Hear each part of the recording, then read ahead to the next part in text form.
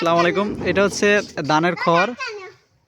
এই যে খড় মানে কেটে মাঠে রাখার পরে এটা শুকিয়ে তারপরে এই যে আনা হয়েছে। এখন এই যে এটাকে আমাকে আঞ্চলিক ভাষায় কুর বলে। এই যে কুর দেওয়া হচ্ছে। এই যে দেখেন কত উঁচায় উঠে কুর দিচ্ছে। এখানে কুর এরকমের জমাইয়া তারপরে মানে গাছ দেওয়ার পরে জমানো হয়। জমানোর পরে এখানে এই কুটা খড়গুলাকে এরকম বিছিয়ে বিছিয়ে একবারে উঁচা করা হয়। তারপরে এটা এভাবে আমাদের দেশে কুর বানানো হয়।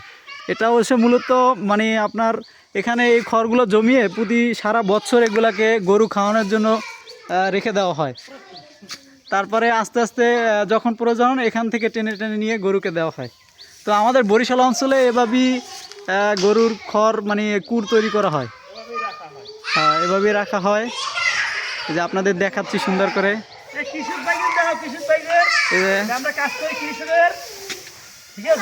আমার চাচা, বড় চাচা, সে হচ্ছে বড় একজন কৃষক।